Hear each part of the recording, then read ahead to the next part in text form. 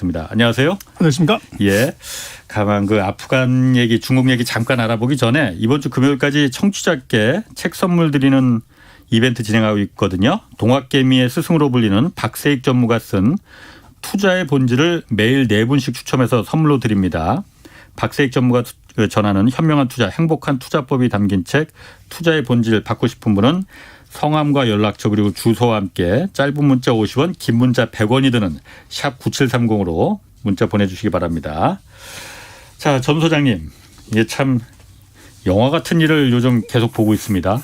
정말 네, 그렇습니다. 영화의 영화. 이게 비행기에 매달려서 탈출하느라고 안타까운 일인데 이 어쨌든 탈레반이 이제 카불을 점령한 지 하루 만에 중국이 탈레반 정권을 승인했지 않습니까? 인정하겠다고.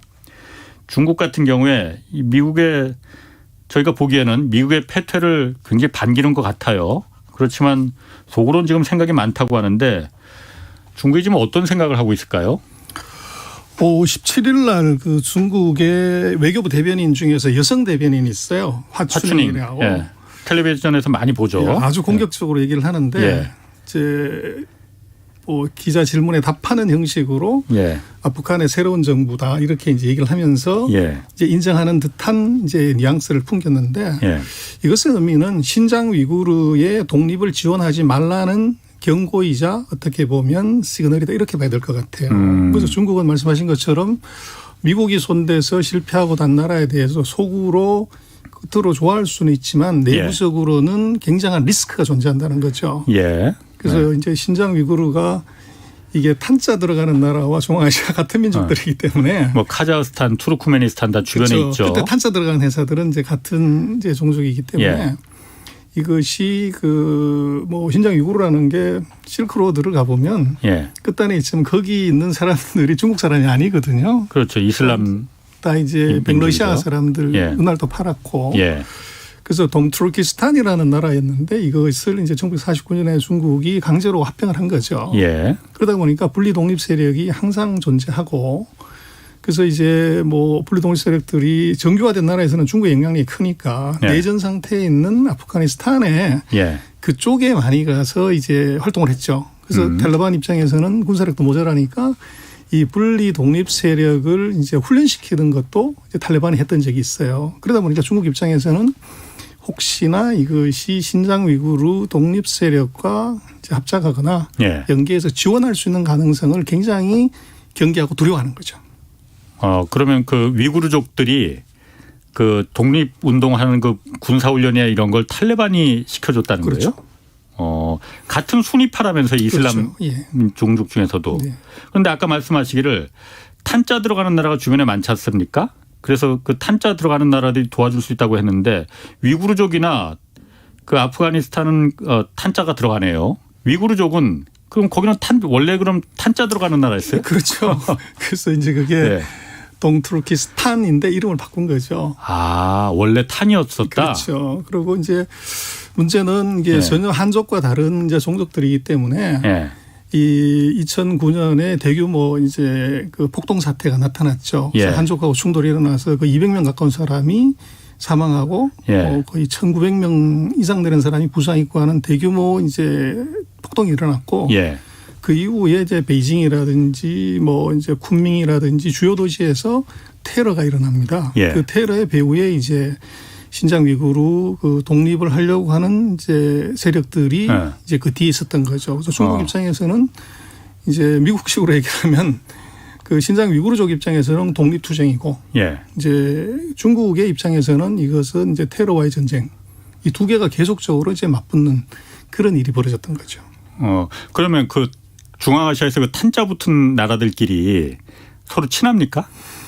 그렇진 않아요. 그렇진 않아요. 서로 이해관계가 다르고 또 지역을 보시면 굉장히 넓어요. 예. 그렇죠. 그래서 뭐 이해관계가 서로 이제 다른데 중국으로도 봐서는 이제 탄자 국가들이 중요한 것이 1대1로를 추진하는 데 있어서 그쪽을 이제 통과하는 주변 국가들인 거죠. 예. 그래서 중국으로서는 이제 전략적으로 이들 나라들을 잘 관리하는 예. 이제 그런 전략을 지금까지 써왔죠. 1대1로가 지나가는 그 중심 국가는 아니지만은 지나가는 경로에 있는 국가들이기 그렇습니다. 때문에. 연선 국가라고 그러죠. 그래서 이제 신장 위구르 지역이 1대1로의 어떻게 보면 중국 측에서 마지막 지역이고 예. 거기서부터 이제 서쪽으로 날아가는 그 첫 번째 길의 탄자 국가들 그게 다 이제 포진해 있는 것이죠. 예. 그래서 여기서 막혀버리면 1대1로 자체가 이게 나갈 수가 없는 문제가 있기 때문에 중국으로서는 그 외교적으로 굉장히 중요한 지역이다. 그렇게 볼 수 있죠. 그래요. 그러면은 만약에 신장 위구르족이 지금 계속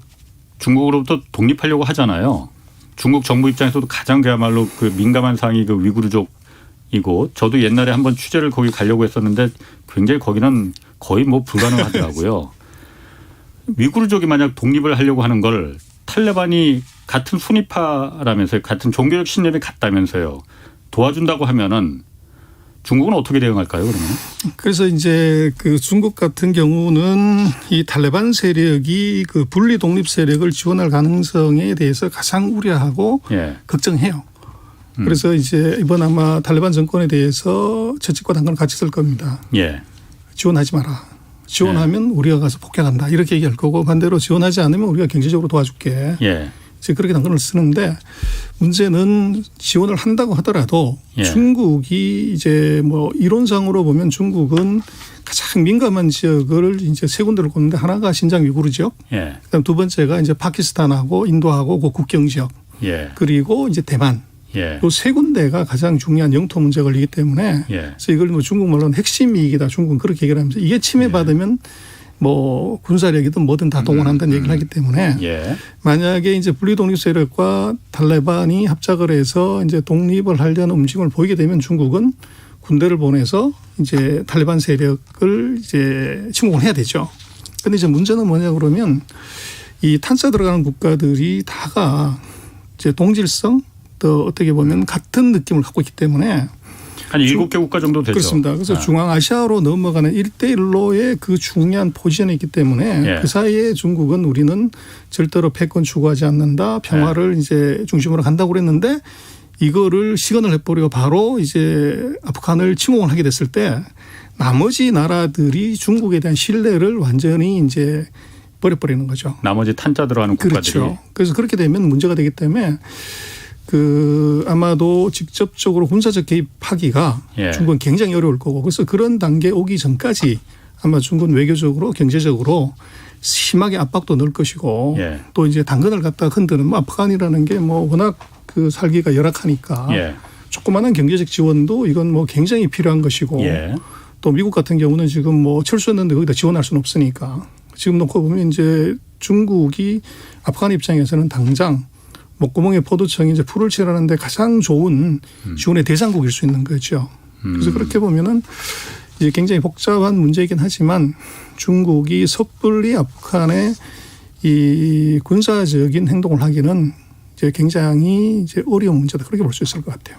그런데 탈레반이 어쨌든 위구르족을 지원해서 야, 니들 중국에서 독립해라. 우리도 미국도 러시아도 저렇게 다 물리쳤고 할 수 있어 이렇게 정말 그 쉽게 말해서 뭐 펌프질이라고 하나요? 그렇게 하면은 중국 입장에서는 보고만 있을 수는 없는 거 아니에요? 당연히 그렇죠. 그러나 이제 아프간이 신장 위구르를 이제 어떻게 보면 독립을 시켜서 얻는 이익이 뭐냐. 예. 그걸 봐야 되는데 지금 아프간 같은 경우는 경제 건설이 굉장히 중요하죠. 예. 그런데 지금 1대1로 가는 탄자 국가들의 교역의 40% 이상이 중국하고 해요. 예. 그런데 그 중국하고 하는 것의 교역의 창구가 바로 신장 위구르예요. 예. 그런데 이게 만약에 막혀버렸다고 그러면 예. 나머지 탄자 국가들을 포함한 그 지역들이 경제적으로 교육상에서 굉장히 문제가 생길 수 있죠. 예. 그렇기 때문에 아마 그 아프간 같은 경우도 아마 단기간에 그 중국과 적대적인 관계로 가기는 굉장히 좀 어려운 상황 아닌가 싶어요.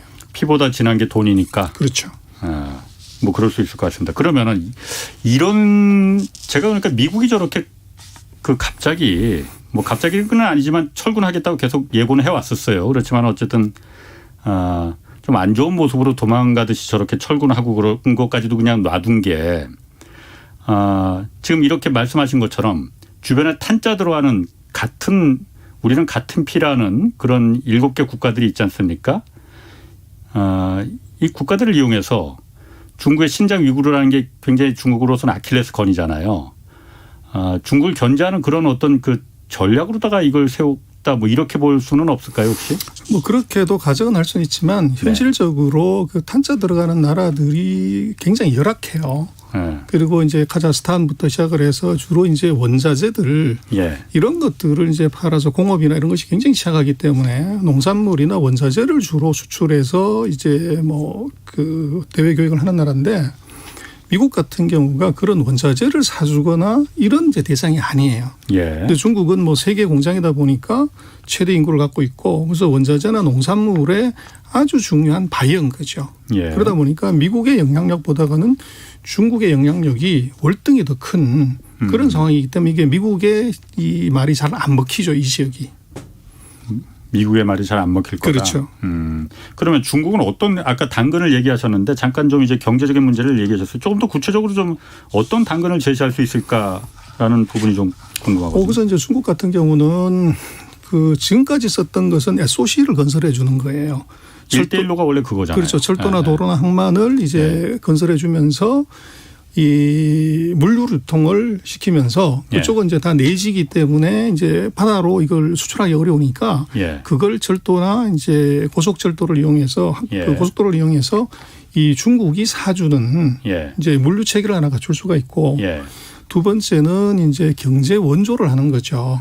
실제적으로 이제 돈을 주거나 뭐 이제 이런 걸 하는 게 있고 그리고 지금 세 번째로 보여지는 것이 뭐냐 그러면 이 백신 문제예요. 그래서 의료 서비스를 이걸 이제 갖다 가는 게 하나 있고 그다음번에 지금 탈레반도 사실은 이 주민들을 통제하고 관리하는데 지금처럼 그렇게 총 들고 사는 것보다 더 좋은 것은 핸드폰으로 관리하는 것이 월등히 유리하죠.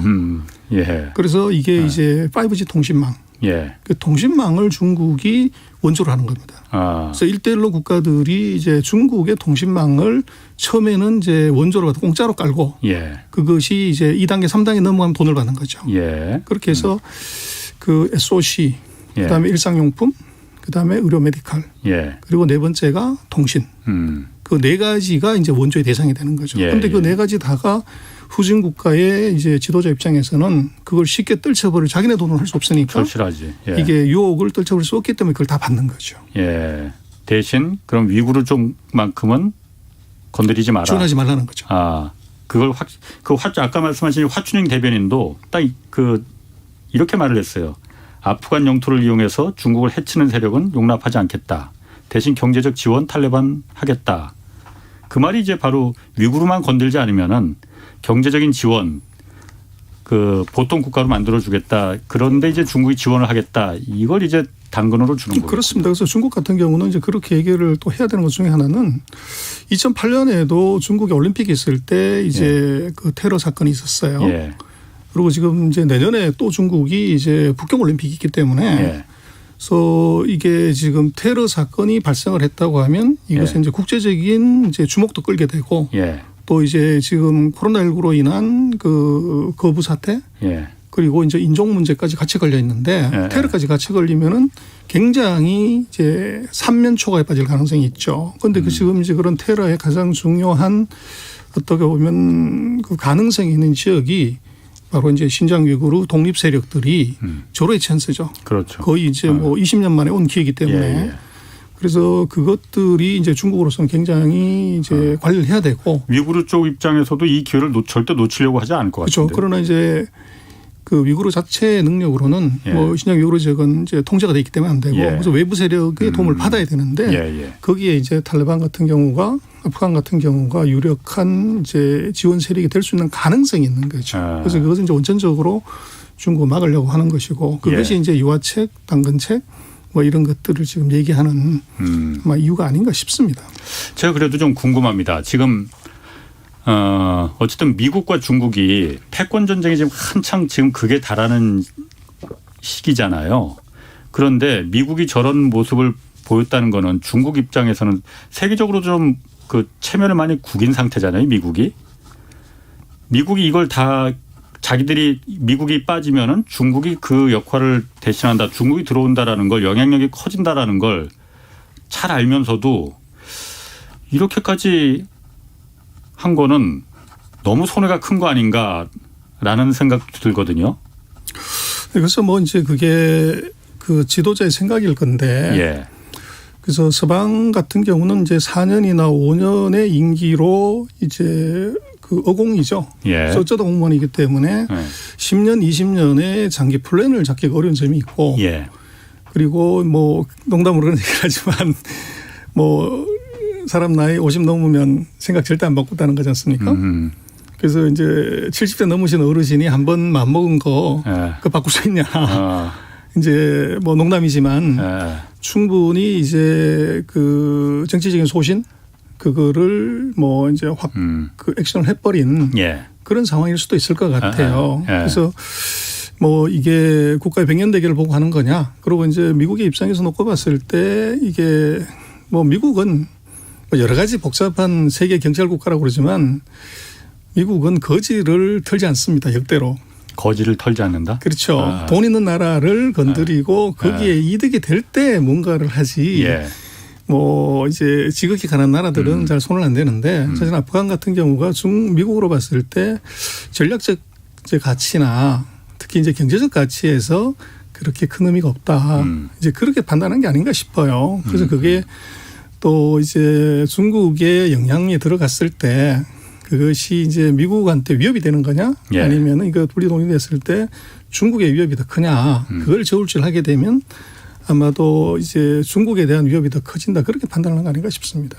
근데 이게 어쨌든 다른 나라들에 대한 그 주는 그 시그널도 굉장히 크잖아요. 당장 지금 타이완이 지금 그 민감하게 받아들이고 있잖아요. 중국의 그 환구15 관영 매체 같은 경우에는 타이완 두고 그랬어요. 지금 아프간이 타이완의 미래 운명이다. 이렇게 말을 했거든요. 뭐 타이완에 대해서는 그 대만, 타이완 같은 경우에 미국에 있어서 무기를 팔아먹을 수 있는 가성비 좋은 그냥 동맹에 불과하다. 쉽게 말하면 정신 똑바로 차려라 이런 말을 한 거나 마찬가지잖아요. 그래서 뭐 주먹이 어떻게 생겼냐 그러면 뭐 이렇게 보면 튀어나왔지만 이렇게 보면 이제 들어가 있는 거죠. 그래서 이제 중국 얘기하는 것은 튀어나온 주먹을 얘기를 한 거고. 그러나 이제 대만 같은 경우를 놓고 보면 이제 미국이 뭐 표면상이지만 왜 탈레반 지역을 철수를 하냐 그러면 중국에 집중하기 위해서다. 그렇게 얘기를 했죠. 이번에 후퇴 이유를. 그런데 중국을 이제 공격하기 위한 가장 중요한 교두보나 이게 그 키가 뭐냐고 그러면 지금 보면 대만이에요. 두 가지로 중요한 것이 첫 번째는 기술 전쟁을 하는 데 있어서 반도체를 중국으로부터 이제 차단시키는데 이 대만의 TSMC라고 하는 파운드리 반도체 회사를 막아버리는 것이 중국을 한쪽 다리를 절게 만드는 아주 절묘한 수예요. 그리고 두 번째로는 유사시에 붙었다고 그랬을 때 물론 항공모함이 있지만 항공보다 좋은 것은 뭐 대만에다가 미사일 갖다 놓고 쏘는 것이 제일 쉽고 가깝죠. 그렇게 보면 전략적 가치나 경제적 가치나 미중 전쟁에서의 중요도를 놓고 보면 그것은 이 아프간하고 대만의 가치는 이건 비교할 수도 없는 것이다. 그렇게 봐야 되고 지금 이제 말씀하신 그 황구15 같은 경우는 뭐 후시진이라고 그 편집장이 막말 아주 잘하기로 유명한 이제 한국에 대해서도 뭐 막말들을 막 했고 그래서 이제 황구15 같은 경우는 이제 인민일보에 있는 자회사들 여러 개 중에 하나일 뿐이지 그것이 뭐 이게 오피셜한 중국의 그 의견다 이렇게 보기는 어렵죠. 그리고 지금 이제 이런 형태로 갈 거다고 하는 것은 뭐 항상 그렇습니다만은 여당하고 야당이 나누면 항상 야당은 이제 굉장히 비관적으로 이제 네거티브하게 얘기를 하죠. 그래서 제2 아프간이 바로 대만이다. 이제 중국의 야당들도 대만의 야당들도 그렇게 얘기를 하지만 그러나 그걸 객관적으로 놓고 본다고 하면 그것은 대만의 전략적 가치 또 미중의 전쟁의 와중에서 이게 항공모함을 태평양에 세워놓고서 중국을 공략하는 게 쉽냐.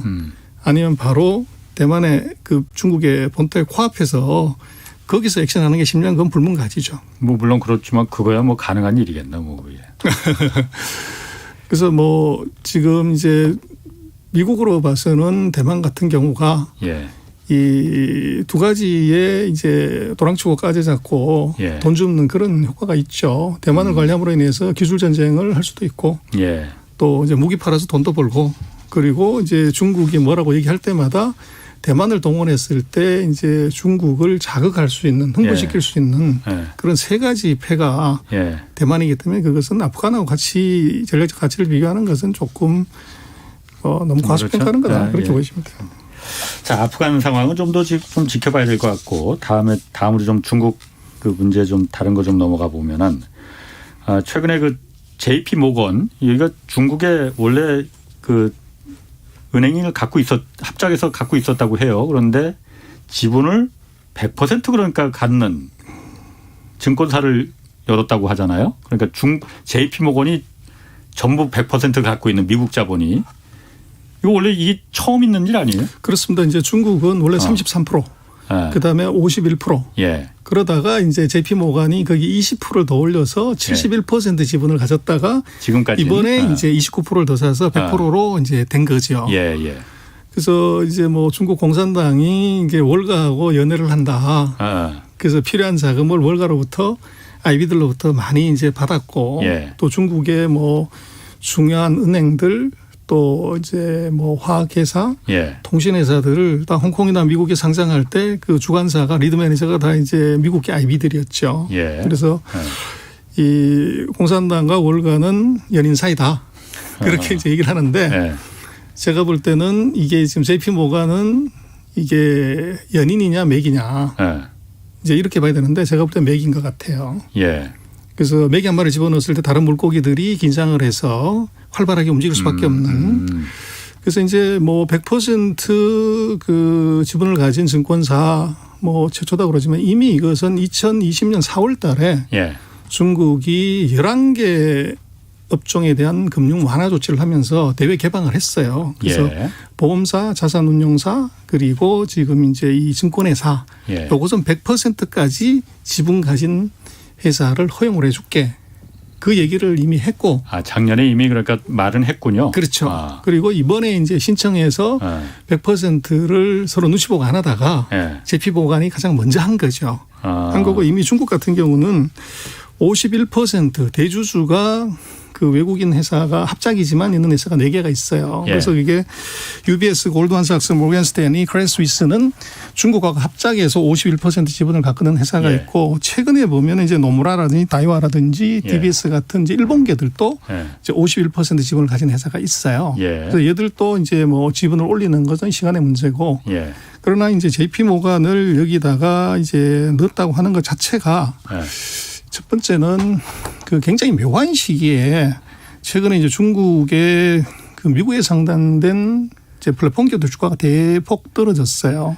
규제 때문에. 그렇죠. 그리고 이제 해외 상장하려고 하면은 이 인터넷 기업들의 경우는 발목 잡았죠. 증권감독원 말고 또 인터넷 당국에도 허가를 받아라.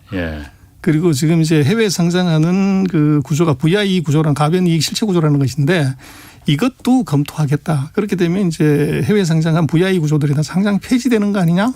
또 해외로 못 가게 하는 거 아니냐? 이런 이제 의구심 이런 것들이 의문이 많았던 그 타이밍에 중국이 JP 모건을 이제 100% 지분을 시키면서 이미지 개선을 한 거죠. 우리는 개방 계속한다. 봐라, 우리하고 지금 싸우고 있는 미국이라는 나라의 최고의 증권회사한테 라이선스를 주는 거 봐라. 그것도 100% 네 맘대로 일하게. 그게 이제 어떻게 보면 전 세계한테 보여주는 쇼업. 그 매개 효과 플러스 이미지 메이킹에 중요하고 지금 중국 같은 경우가 아까 말씀드렸던 8개 외국계 증권사가 51% 지분을 갖고 와서 영업은 하고 있어요. 그런데 전체 트레이딩 볼륨이 한 0.4%밖에 되지 않습니다. 그래서 뭐 찻잔 속에 태풍도 아닌 그런 마이너한 영향이기 때문에 중국은 안에 이제 속내가 있었다. 그렇게 볼 수가 있을 것 같아요. 두 가지 그러니까 속내다. 매기 효과를 통해서 정신 차려라 라는 그 부분하고 또 하나는 중국의 그 상장된 그 기업들이 다 주가가 폭락하고 그러면은 그러니까 사실 미국 투자자들이 다 손해를 봤단 말이에요. 그러다 보니까 미국 내에서도 불만이 지금 그것 때문에 많다면서요. 중국 정부도 저 함부로 그 기업 상장시키지 말아야 된다라는 얘기까지 나왔었다고 하니까 그런 부분에 대해서 좀 유화책으로 이거 봐라 우리 그런 거 아니다라는 걸 좀 쇼 보여주기 위해서. 그렇습니다. 바로 정확하게 지적을 하셨는데요. 그래서 이제 중국의 내부적인 문제는 뭐냐 그러면 중국의 기업들의 자금 조달을 베개라고 놓고 보면 84%가 은행에서부터 대출을 받는 거예요. 예. 간접 금융이 대부분이기 때문에 중국이 이제 계속 뭐 중국 망한다 위기다고 하는 것이 기업 부채가 많다는 거죠. 예. 그래서 자금 조달의 구조를 놓고 보면 한 10%에서 한 8% 정도가 직접 금융시장 증시에서 조달하는 것이고 예. 이게 대부분 은행에서 조달하는 소위 말하는 신용 리스크가 있어요. 예. 그래서 이게 이제 중국이 대국이 되고 커지면 커질수록 가장 위험한 것이 이게 금융위기죠. 예. 그 리스크를 막으려고 하면 소위 말하는 에쿼티 펀딩 직접 금융시장에서 이걸 대폭 늘려야 되는데 중국의 IB들의 실력은 뭐 서방의 자본주의가 250년인데 중국은 이게 91년에 시작을 했기 때문에 예. 이게 뭐 10분의 1, 9분의 1 정도밖에 안 되는 역사니까 예. 이게 실력이 안 되는 거죠. 예. 그럴 때 이제 중국이 쓰는 방법은 소위 말하는 메기를 한 마리 갖다 놓고서 세계에서 제일 센 메기를 갖다 놓고 얘가 어떻게 하는지 한번 봐라. 이제 그래서 보고 배워라. 나머지를 자극시키는 이제 그 전략을 지금 쓴 거죠. 일각에서는 어쨌든 아까 말씀하신 대로 중국이 지금 금융시장을 개방을 하고 있지만은 완전 개방은 아니잖아요. 아까 말한 대로 마음껏 외국 자본들이 들어와서 투자할 수 있는 여건은 아니잖아요. 아닙니다. 예. 그런데 서방 세계에서는 중국 먼저 그거부터 개방해라. 그래야만이 믿을 수 있다. 그래야만 들어간다라는 요구를 계속 해왔잖아요. 이번 JP모건이 이렇게 100% 지분을 그냥 허용해 주고 이런 게 그런 압박에 굴복하거나 그런 건 아닙니까? 압박에 굴복했다기보다는 중국은 자기 페이스로 가는 것 같아요. 그래서 이제 아까 말씀을 드렸지만 자산운용사 또 증권회사 이제 이쪽도 100% 지분을 갖게 해주는데 예. 지금 금년도에 보면 전 세계에서 제일 큰 이제 블랙락이라는 자산운용사가 예. 100% 이제 그 자기 명의의 회사를 중국에 법인을 설립을 했고 그리고 이제 그 피델리티도 설립을 했고 CT도 설립을 했어요. 그래서 이제 세계적인 이 자산운용사들이 중국에 이게 증권사 말고 자산운용사들이 이제 들어가고 있는 거죠. 그래서 그 이유는 뭐냐 그러면 아까 사장님 얘기하셨지만 이게 돈에는 이념이 없어요. 예. 그래서 이게 뭐 피보다 더 진한 게 있는 거죠. 그래서 수익률이라는 게 있으면 이건 예. 들어가게 돼 있는데 중국은 뭐 전체 가계 자산의 거의 7%, 70%, 80%를 이제 은행에다 예금을 하는 거죠. 부동산 예. 빼고 나면. 근데 지금 중국도 이게 이제 자산 운용 시장이 커져요. 예. 그래서 지금 이제 대략 놓고 보면 2019년에 한 16조 달러 그 정도인데 이게 앞으로 한 4년에서 5년 사이에 이게 30조 달러로 배 이상 커질 거다. 예. 이제 그렇게 보는 거죠. 그렇게 되면은 중국은 뭐 이게 주식 트레이딩도 아직 이게 제대로 안 된 상태니까 자산 운용에서는 굉장히 실력이 낮습니다. 그래서 세계적인 자산 운용사들 입장에서는 들어갔다 그러면 이제 먹을 수가 있는 거죠. 예. 그래서 이제 중국의 결국은 이제 금융자산은 부자들의 숫자라고 보면 돼요. 그래서 뭐 작년에 조사한 걸 보면 억만장자 숫자가 미국이 1907만 명인데 중국이 584만 명이에요. 세계에서 두 번째로 억만장자가 많아요. 예. 그래서 이제 이 사람들이 자산 관리를 해야 되는데 예. 이게 이제 증권사나 자산운용사나 은행이 수준이 굉장히 떨어지는 거죠. 예. 그래서 이제 중국은 두 가지가 있는 것이 하나는 그 기업들의 부채 구조를 바꾸려면 주식시장에서 에쿼티 펀딩을 하려고 하면 IB가 발달을 해야 되고 예. 또 하나는 이제 국민들이 이게 은행 예금에서 1% 1.5% 이자가 아닌 그보다 더 높은 수익을 얻으려면 이제 자산 관리를 제대로 해서 10% 20% 수익률을 낼 수 있는 상품하고 운영 능력을 가진 기관이 필요한 거죠. 그런데 중국은 뭐 서방의 250년 된 역사에 IB나 운용사하고 게임이 안 되니까 그렇죠. 일단 먼저 이제 매기를 몇 마리 집어넣어서 벤치마크를 시키는 거. 중국은 또 뭐 베끼는 건 세계에서 제일 잘하거든요. 예. 그래서 아주 빠른 시간 내에 이걸 캐치업을 할 수가 있다는 거죠. 그래서 그렇게 놓고 보면 중국은 뭐 이게 미국의 압력이 분명히 있습니다. 예. 있지만 미국의 압력대로 그냥 가는 것은 아닌 것 같고 자기네 스케줄을 상당 부분 맞춰가면서 이게 들어가고 있다. 그렇게 보여집니다. 그럼 지금 요즘 그 저희가 뭐 이 경제쇼 프로그램에서도 몇 차례 좀 다뤘었는데 자국 내 지금 뭐 처음에 이제 인터넷 알리바바 시작해서 인터넷 기업들한테 그 좀 규제를 내세우더니 거기만 끝나는 줄 알았더니 그다음에 뭐 부동산, 사교육, 게임 산업 계속 지금 자국 내 기업들을 갖다 때리고 있잖아요. 이거 좀 어떻게 봐야 됩니까? 그것은 예. 이제 중국의 패러다임 시프트예요. 그래서 40년 동안 개혁 개방하고 나서 중국이 하고 싶었던 것이 소강 사회 건설이었어요. 그래서 2020년까지 해가지고 인당 소득 $10,000 정도를 도달하는 예. 이거 도달하고 나서 그 다음번에 뭘 할래? 거기에 이제 2020년부터 중국의 이제 시진핑의 중요한 이 발언이나 강연에서 예. 공동 부유론이라는 게 튀어나옵니다. 그래서 이게 핵심이에요.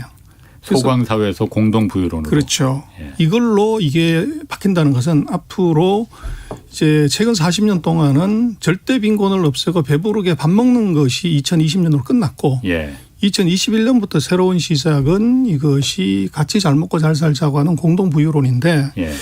이렇게 가려고 하면은 이제 뭐가 필요하냐는 건데 우리는 이제 중국이 자국 산업을 저렇게 죽여도 되냐. 예. 그런데 그것은 시진핑이 이 죽이려고 한다기보다는 규제하려고 하는 산업이 4가지가 있고 중국이 육성하려고 하는 산업이 4가지가 있어요. 그래서 공동 부유를 시키기 위해서 억제해야 되는 것하고 이 키워야 되는 산업이 있는데 지금 이제 그 공동 부유를 하는 데 있어서 중요한 것은 이제 중국을 놓고 보면 뭐 조금 뭐 그런 얘기는 합니다. 로스토가 얘기하는 경제 발전 단계에서 5단계를 보면 전통 사회에서 테이크오프하기 전 단계 사회가 있고 테이크오프하는 사회가 있고 성숙 사회가 있고 이제 대중 소비 단계가 있다는 거죠. 그런데 예. 지금 중국은 보면은 3단계 도약 단계에서 성숙 단계로 넘어가는 요 단계의 사회가 처해 있다는 겁니다. 예. 그래서 도약 단계까지 가는 것은 소위 말하는 효율이라든지 성장이 중요한 키워드고 이것이 에브리띵이에요. 예. 그런데 이게 성장에서 이 도약에서 그 성숙 사회로 가는 것은 이것은 공정 분배가 키워드입니다. 그래서 중국으로 놓고 보면 공정 분배를 맞추기 위해서 눌러야 될 산업 이게 있고 이것을 올려야 될 산업이 4가지가 있다는 겁니다. 그래서 이제 지금 방금 말씀하신 그 중국이 그 눌러야 되는 산업의 4가지는 뭐냐면 첫 번째 데이터를 불공정하게 쓰는 것. 그게 바로 디디 추신 같은 회사입니다. 예. 고객한테서 받은 데이터를 갖고서 이걸 갖고 이제 국가 안보를 위협할 수 있는 정도의 리스크를 가질 수 있는 것. 예. 두 번째가 반독점입니다. 예. 그래서 시장에 14억 인구 중에서 12억의 가입자를 가진 자가 있으면 이건 분명하게 이 시장을 지배하고 있는 거죠. 플랫폼 사업자들을 말하는 거고. 그렇죠. 그리고 세 번째가 뭐냐면 이 출산율에 부담을 주는 그래서 인구 감소에 영향을 주는 것 그게 말씀하신 사교육하고 부동산이에요. 예. 그래서 중국이 세 자녀를 이제 금년에 허용을 했는데 예. 설문조사했더니 90%가 애 안 낳겠다는 거예요. 예. 왜 안 낳냐고 그랬더니 이유를 2가지를 든 거죠. 하나가 교육비 부담 또 하나가 부동산. 한국하고 똑같네요. 그렇습니다. 그래서 거기에 대상에 들어가는 것이 바로 사교육 규제가 이번에 세게 들어간 거고 예. 지금 부동산 규제가 같이 들어가 있는 거죠. 예. 그리고 또 하나가 의료 메디칼이에요. 그리고 메디칼. 이제 네 번째가 뭐냐면 부채 비율이 높은 CO2 많이 발생시키는 산업. 이 4가지 산업은 중국이 지금 하는 패러다임 시프트에서 정확하게 규제 대상에 들어가 있어요. 그런데 반대로 지금 육성하려고 하는 사람은 우리가 관심도 없고 잘 안 보지만 첫 번째 뭐냐 그러면 이게 지금까지 봤던 플랫폼 산업이 최근 이제 5년 10년 동안 중국을 거의 이제 끌다시피 했는데 네. 상대적으로 중국은 하드웨어, 하드테크가 절대적으로 부족한 겁니다. 예. 그래서 예를 들면 반도체라든지 LCD라든지 뭐 핸드폰이라든지 네. 전기차라든지 그래서 첫 번째 이것은 첨단 기술 산업에 대한 육성. 네. 두 번째가 이 공동으로 같이 잘 먹고 잘 사는 것은 바로 소득 격차를 얘기를 해요. 예. 소득 격차의 핵심은 농업하고 도시입니다. 그래서 농업이 중요한 육성 산업이에요. 농업이. 그렇습니다. 네. 그리고 세 번째가 뭐냐면 국가 안전입니다. 미국과 아까 말씀드렸던 새로운 전쟁의 시작이기 때문에 거기서 보안 산업, 예. 그다음에 방산, 예. 그리고 우주항공 예. 이 산업들이 국가 안보 산업으로서 이거 육성하는 겁니다. 예. 그리고 신에너지 환경보호, 탄소 중립이라든지 신에너지 차라든지 요 4가지 산업은 국가가 거의 목숨 걸고 육성하는 것이고 데이터라든지 반독점이라든지 이제 출산이라든지 고탄소 요것은 억제하는 건데 지금 한국이 많이 투자한 이제 투자가들이 산 종목들은 규제하는 산업에 들어간 것들을 많이 산 거죠. 예. 그래서 이제 오른쪽의 것들은 이제 거의 볼 여유도 없고 그게 뭐가 있는지를 그렇게 잘 알지를 못하기 때문에 이쪽을 보고서 이제 중국이 기업들 다 죽이는 것 아니냐. 예. 이제 이렇게 이제 보는 거죠. 그럼 그러나 그 반대쪽 네 개 육성하는 쪽은 지금 중국 정부가 아까 뭐 목숨을 걸고 투자한다고 했는데 그렇게 지금 육성할 의지가 있는 겁니까? 그렇습니다. 첫 번째 이제 첨단 기술의 대표적인 게 반도체죠. 예. 중국은 반도체 같은 경우에 지금 전 세계적으로 봤을 때 한국이나 대만이 5나노를 한다고 하면 예. 중국은 지금 한 14나노 정도를 해요. 예.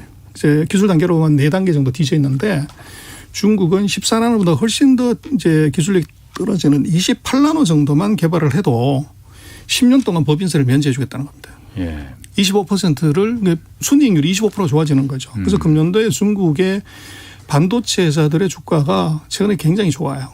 그 이제 다르게 생각을 하면 순이익률이 갑자기 25%가 더 좋아지는 거죠. 예. 세금을 하나도 안 내기 때문에. 예. 그리고 장비나 재료 같은 거 수입할 때 관세 빵으로 해줄게요. 아. 그리고 이제 국가가 한 50조 정도 자금을 50조 원 정도 자금을 모아서 이걸 반도체 장비 재료 소재한테 투자를 해주는 겁니다. 과거에 한국도 그랬었죠. 그렇습니다. 그런데 그 규모가 예. 이게 훨씬 더 큰 거지. 장난이 아니라는 거죠. 예. 그래서 그런 식의 이제 파격적인 지원을 지금 하고 있고 그래서 이제 그것들이 결국은 이제 주식시장에도 그대로 영향을 미치죠. 그래서 이론상으로 보면 뭐 중국이 미국의 반도체 제재에 묶여가지고 거의 다 죽어야 되는데 중국 반도체 회사들이 문제는 중국의 반도체 회사들의 주가가 굉장히 좋다는 거예요. 특히 장비나 재료 소재 회사들은 최근에 주가가 거의 폭등을 하는 예. 그 이유가 바로 그겁니다. 아. 중국이 육성하려고 하는 산업.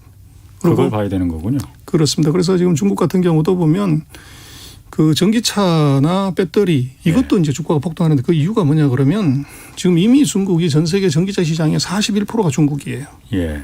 그런데 앞으로 중국이 이제 1년에 한 2,500만 대 정도의 차가 팔리는데 이게 탄소 중립으로 간다고 하면 2030년, 35년에 지금보다 뭐 시장이 5배, 6배가 더 커져 버리는 거죠. 예. 그러다 보니까 이 시장을 그대로 유지를 하려고 하면 그런 이제 그 전기차의 부품, 소재, 장비 이게 이제 서플라이 체인 전체가 커지는 거죠.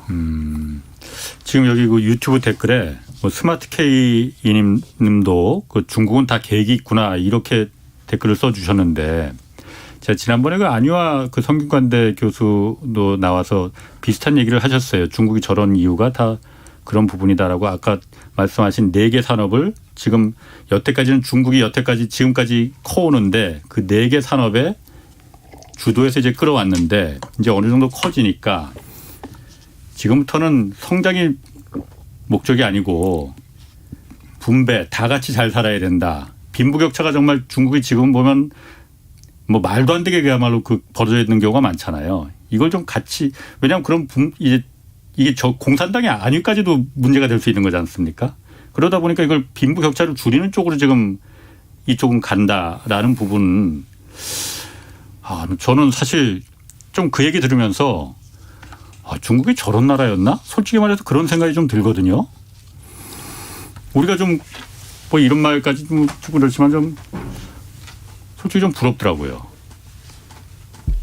그래서 이제 뭐 우리도 그렇습니다만은 예. 우리가 언제 경제가 가장 액티브했고 활기찼냐 그러면 예. 우리가 80년대 말 90년대 초예요. 예. 그때 우리가 우리가 성장률이 뭐 2자릿수였어요. 그렇죠. 그때가 우리의 퍼캡ita 만불입니다. 예.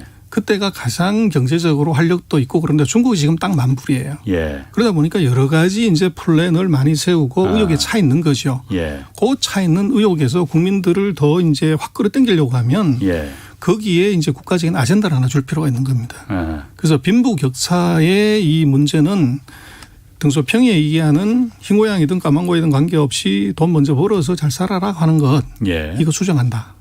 그래서 K자 곡선에서 밑으로 가는 것들은 국가가 케어하고 위로 가는 것들은 우리가 일정한 부분 견제해 줄게. 예. 그리고 새로운 이제 이 기존에 있는 미국의 치이는 산업이 아닌 예. 중국만의 산업을 이걸 이제 키워보겠다. 예. 그게 이제 첨단 산업이죠. 예. 그래서 그 부분은 국가가 모든 자원을 해서 이제 투자를 하겠다. 예. 이제 이걸 보여주는 거죠. 그래서 그게 결국은 우리로 봐서도 사실은 중국을 두렵게 봐야 되고 주의해서 봐야 되는 것은 중국이 국가 자원을 총동원해서 새로 이 집중하려고 하는 산업 예.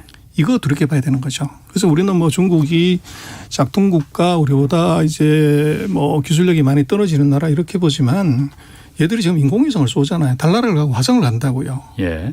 그래서 이게 그 기술을 이제 역설적으로 뒤집어 놓고 보면 예. 첨단 기술의 이 수준이 어느 정도 수준인지는 우리하고는 차이가 많이 난다는 걸 알 수가 있죠. 그런데 그것을 지금 수준보다도 더 세게 이제 국가적인 자원을 동원하고 집중한다는 것. 예. 이게 이제 중요하죠. 그럼 앞으로도 지금 이 정책 기조는 계속 바뀌지 않고 계속 갈 것 같은가요? 그렇습니다. 중국은 계획이 있기 때문에 한번 예. 계획을 세우면 예. 중국은 뭐 지금 다른 부작용이 있다 하더라도 그냥 가죠. 왜냐하면 당장 부작용이라는 게 외국 자본들이 보는 눈들이 있거든요. 이거 잘못 투자했다가 하루아침에 저렇게 그냥 교육 사업도 돈 벌지 말라고 그냥 해버리네. 당연히 빠져나오고 싶은 생각이 있을 거 아니에요. 그런데도 불구하고. 그렇습니다. 그래서 이제 그거를 이제 우리가 보면은 좀 그런데 이 중국에서 인터넷 산업이라는 것이 사실은 GDP에서 얼마를 차지하냐. 예. 그렇게 보면 그건 굉장히 작은 중국은 전통 제조업이 주예요. 예. 그래서 이런 인터넷 기업 같은 경우들은 그 위에 이제 붙어 있는 작은 섹터에 불과하고 그것이 가입자가 많아서 이게 영향력이 있다는 것이지 예. 그게 부가가치를 엄청나게 창출하는 이런 건 아니에요. 중국에 주는 이제 고용을 많이 시킬 수 있는 제조업의 핵심이기 때문에 이제 그 GDP에서 차지하거나 경제에 주는 충격이 크지 않기 때문에 인터넷 산업을 또는 플랫폼 산업을 세게 다룰 수가 있고 두 번째는 뭐냐 그러면 중국은 인터넷 산업 플랫폼 산업이 개방돼 있지 않아요.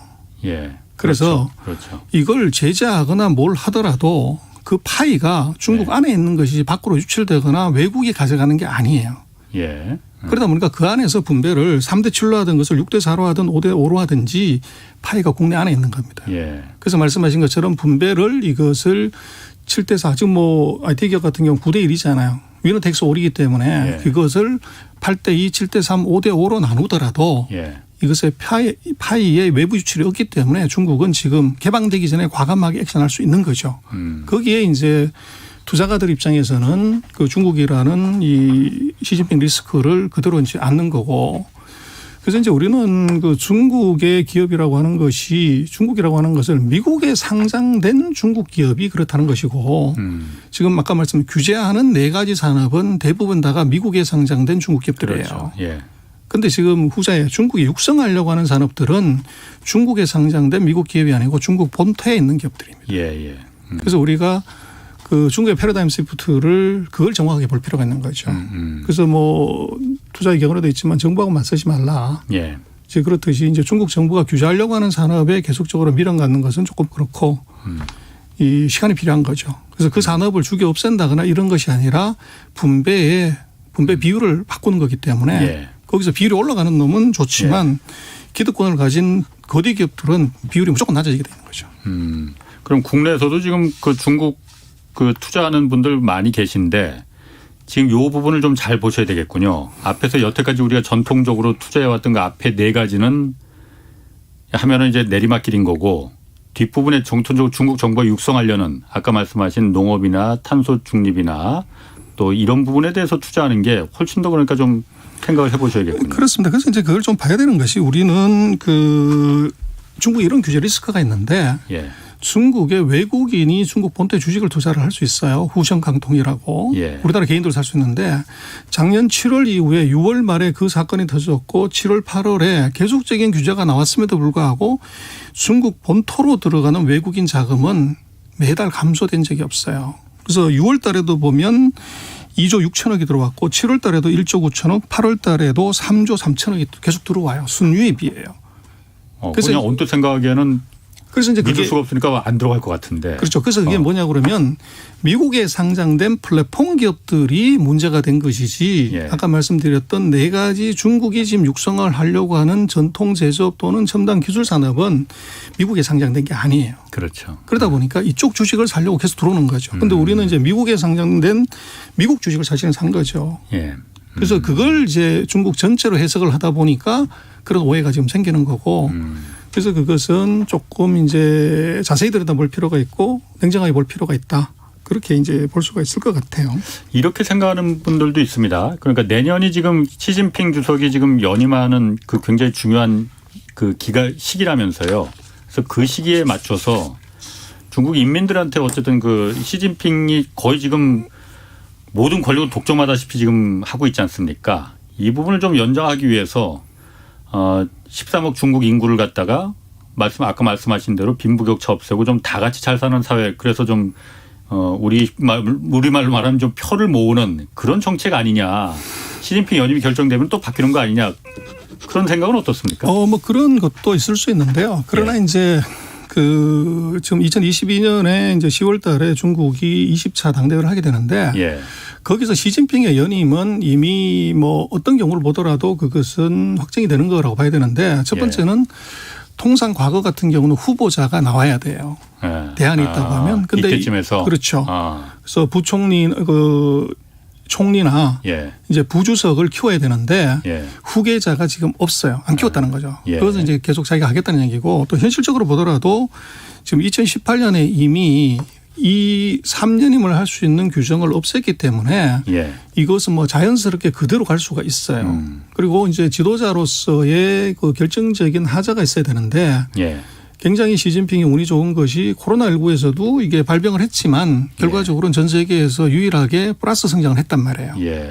그리고 최근 10년간의 통치에서 중국이 미국 대비해서 이게 점유율이 계속적으로 올라갔다고요. 그래서 결정적인 하자가 없기 때문에 대안도 없고 그리고 이 하자도 크게 보이지 않고 이제 그렇다고 하면은 이 자동 연임 조항에서 이것을 굳이 이것을 반대하거나 이럴 수 있는 세력도 없다는 거죠. 그래서 그것은 뭐 이미 결정이 된 것이고 그것보다는 오히려 이제 중국은 그 40년의 패러다임을 이번에 바꾸는 그 타이밍이 묘하게 정권 3기 정권의 시작 시점하고 같이 맞물린다는 거죠.